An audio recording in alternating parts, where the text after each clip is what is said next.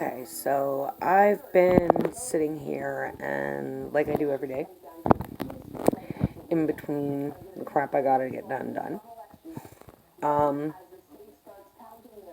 paying attention to the election.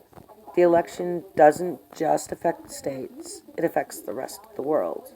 And those of us who are from the states, and our children are from the states, and our parents and families are from the states, whether we live in the states or not, states is still our home, and it still counts, and it's very concerning. Um, all the hate. What's with fucking hate? Like, I never thought. Like, I know Americans tend to hate anybody that is not American. Like, for most Americans, or at least Americans that I'm familiar with, um, nobody really cares what color anybody is as long as you're American. Pretty much, you could be blue, you could be brown, you could be black, you could be yellow with pink polka dots. They don't give a shit as long as you are American. And if you're not American, at least you are legally allowed to be there and you follow the rules and you don't do stupid shit. Um, I was born here in Canada, but I spent my entire life, for the most part, in the States. I was raised in the States, mostly Florida, North Florida. Did some time in Orlando and Tampa and different shit. I'm also a carny brat. Grew up in the carnival business. Fifth, sixth generation, something like that, Daddy used to tell me. Jessup's Butterscotch Corn, hand-pulled taffy out of Indiana. Good shit. Jessup's Amusements. Again, great show. If you're looking for a show, you definitely want to book that. I've worked on some of the biggest shows in the country. In the 90s, made a lot more money that people are making today. I can guarantee that. The pandemic has screwed everyone and everything. It's made things a lot worse. But what a lot of people need to understand is times change and things change. I decided not to raise my children in the carnival business. And when two of my children needed medical benefits and needed help, I knew, because I was a born Canadian citizen, I don't qualify for any of y'all's welfare services. Never did. My daddy almost died from heart failure, had to have a valve transplant, pacemaker, all kinds of crap. He had endocarditis, His heart, he was born with 3 cuspids instead of 2. His heart was a mess. And when I was a preteen, he got a bad headache. We were in Ocean City, Maryland for the summer. And he went down bad, and it was his heart. Now, he got what little he could qualify for, but there was no point in taking it like it was nothing. Because they wouldn't give us anything for my mama, me, or my brother. And consider, like, Daddy legally adopted me. And he was my little brother's biological father. We're 5 years apart. And he'd been my daddy since I was 2.5, 3, something like that. But, anyway. Not here to talk about my daddy. We're here to talk about what's going on and why things are wrong. I have a very open view. I'm well traveled. When I was 18, I got pissed off at my mama and took my inheritance and went to England for a few weeks. Traveled all over the continent, North America, Canada, and the U.S. Lived in most states. Lived in most provinces. Met a lot of different people. Been friends with a lot of different people. Like, I remember when September 11th and I was sitting in my classroom in Swanee High School in English, and we watched those towers come down. Scare everybody. You know? The handful of girls at my school that wore hijabs, I don't remember anyone being mean to them. And they were offered just as much. Do you want to go to the auditorium and pray? You know? That was a rough time. And so much hate broke out in so many places, but in our rural little Swanee County, Florida, I didn't see a lot of hate. Kids used to make fun of me because I would straight up ask them about racism, and I had no filter. I was this weird Canadian girl, Kearney girl, coming to school out of nowhere. Most of them honestly believed that as soon as you hit the border, it was all dog sleds and igloos. It was so funny. I actually played along with it with a few of them for a little while. I feel so bad for that now, but you can't help it when you're a kid. I mean, come on.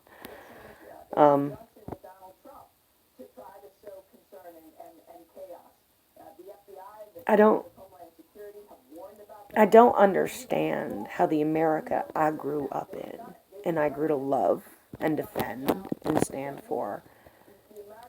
My daddy was a Republican. And he raised me with a lot of Republican values. I remember when Obama got elected, I called my mama back home in Florida and I said, Daddy's rolling over in his grave. Because a black man's been elected president. I remember my daddy telling me when I was in high school there would never be a woman president and there will never be a colored president. Will never happen. Uncle Paul used to agree with him. They were good old boys. My daddy was what I would have called a closet racist. His favorite thing to tell me was, Bridget, I ain't racist. I own a color TV. And when you grow up, you'll understand what that means. And I understood what it meant. It meant exactly what I saw him be his whole life. He had no problems with black people. As long as they didn't try to become part of his family, he didn't have no problem with them. I remember when senior prom came, and he told me that, because I was just going to go with a bunch of friends, and I was really awkward through high school. Boys did not date me. I had one boyfriend all through high school, on and off. And I remember him telling me a black boy better not show up to pick me up for prom. He didn't care if it was a friend or what, because they believed him with a shotgun shell in the ass.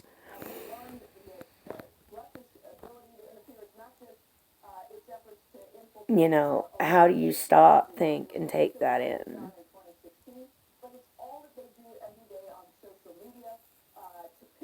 And when him and Mama divorced, Mom had a couple colored boyfriends, which I never did understand because my mama was really racist. So I didn't understand how that worked. I think it was more to piss off Daddy. But the point is, there are a lot of people in America that are like that. A lot of them.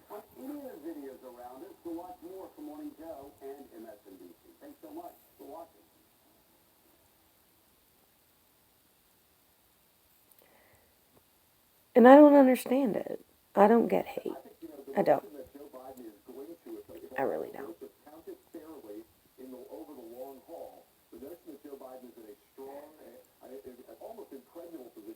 I'm half Native. I'm proud of my heritage.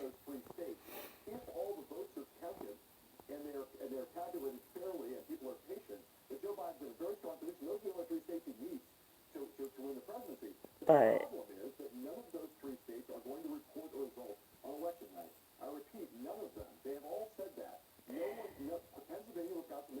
I don't get the hate. And that's all America is anymore, is hate. You've got this jackass running up and down, threatening people in cars. We got your license plate, and we're gonna. What was? We know who you are now. You better vote for Trump or else. And your mama voted for Trump. She told me. And like this guy. And then you got these big old pickup trucks, mudding trucks. Like, come on, boys. Give your freaking head a shake.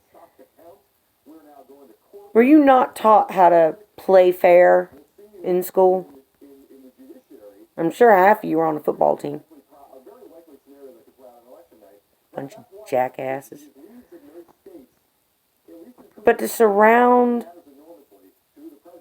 a Biden bus and put those people's lives in danger like that, because what? They're against Trump? Are you kidding me? My daddy couldn't stand Trump. He hated Trump with a passion and couldn't understand why the guy got his TV show when he did, The Apprentice. Refused to watch it. Made fun of the guy, called him names till the day he died, which was in 2006. He died a couple months before my son Joseph was born.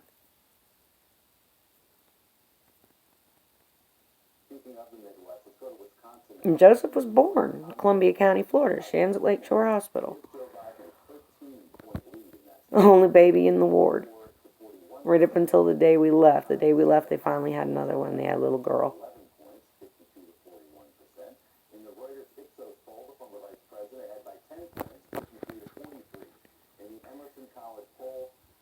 And that was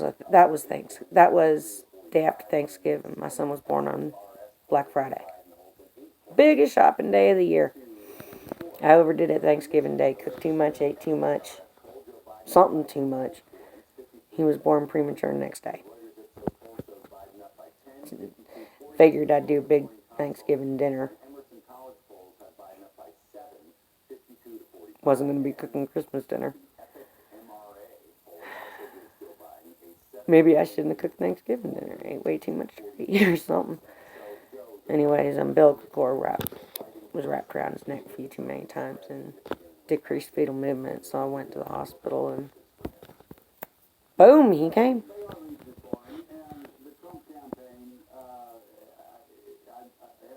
6 months later, I was back to Canada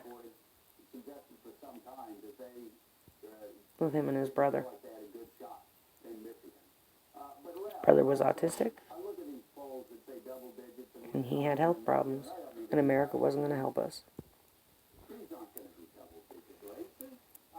I've never wanted anything more in my life than to go back home.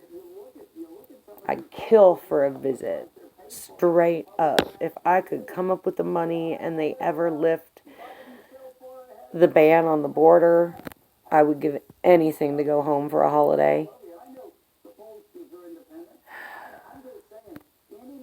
2 weeks of friends, family, and the woods. Middle of nowhere.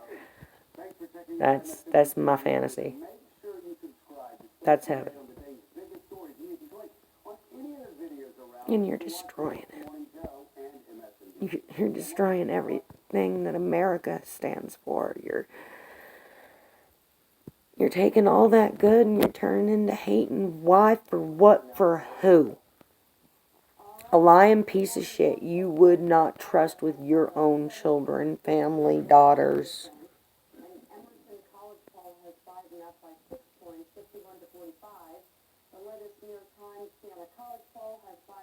I don't get it. America deserves better than a liar and a rapist and a thief. A draft dodger.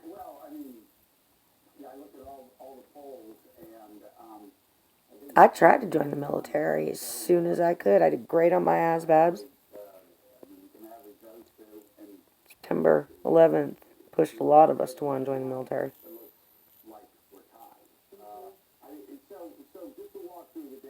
Well, the Air Force wouldn't take me because where I was born.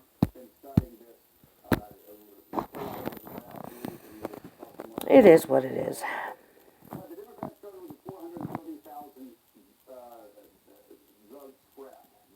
I've watched the carnival business die slowly. It's sad. It costs so much money to get these people, their rigs, their equipment, everything down the road to set up a carnival for people. No people, no money. No money, you can't get down the road. But these show owners pull it out their butt and they do it anyway. You know, that's the kind of drive America has. Some things are going to die and change. People don't want to give it up because it's all they know, because they're afraid of change. Change doesn't have to be bad. I have 2 autistic children. I deal with fear of change on a regular basis. Change is not bad. It can be scary. It can be hard. But if you give change a chance, it can be good. It can be everything you need it to be. This hate needs to change.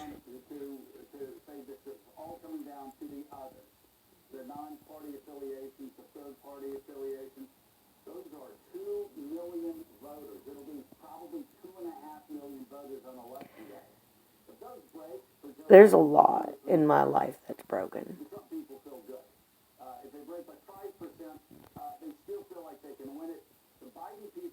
And I can honestly say every day is a fight. But the thought of the fight and the destruction going on back home, my nieces and nephews are down in that. My brothers and sisters-in-laws are down in that. Aunts, uncles, cousins. Best friends. They're all down there in that. And their families that are like families to me. I'm terrified for all their lives. The black ones, the brown ones, the white ones. The rednecks. And the city people. I love you all very much. But I'm scared for you.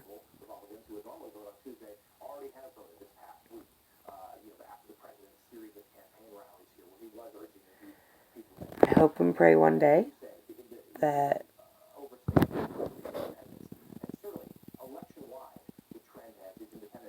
things will change. Because they have to.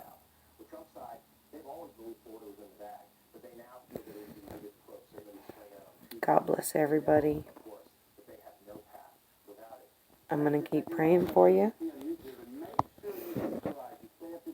It's one thing you learn growing up in the Bible Belt is how to pray.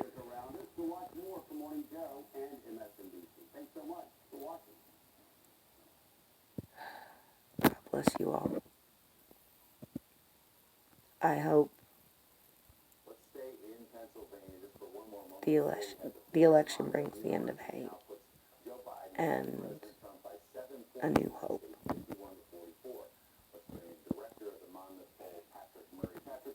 Till next time.